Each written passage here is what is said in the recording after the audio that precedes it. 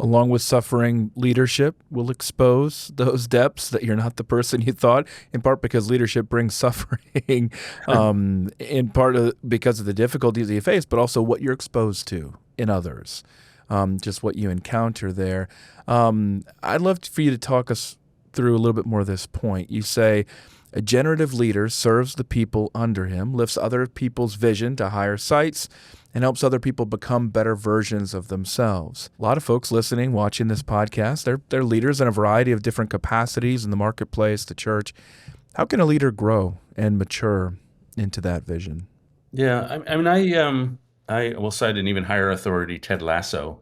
And so in the first season of his show, Ted Lasso, he's Yeah. asked by a journalist, what are your goals for FC Richmond, the soccer team?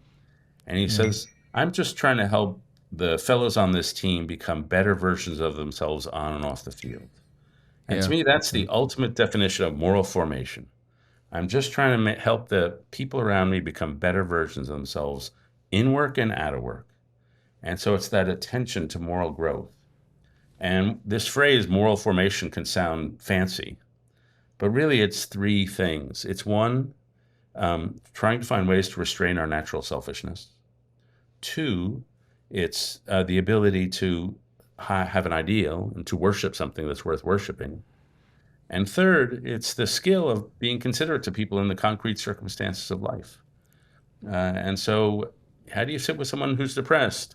How do you break up with someone without destroying their heart?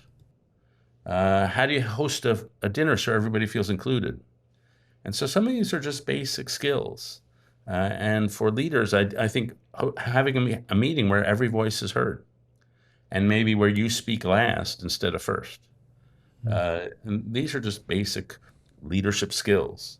And mostly, I think, that my definition of wisdom has turned around writing this book. I used to think a wise person was like uh, Yoda, or somebody uttering profound maxims. Now I think the wise person is the one able to receive somebody else's story and put themselves in the journey that person is going through and to see a world a little from their point of view. And the ability to see the world from another person's point of view is the ultimate and very difficult thing. And we're never going to do it all the way. But if we can do it a little, then we will make people feel really known and you'll light up their life.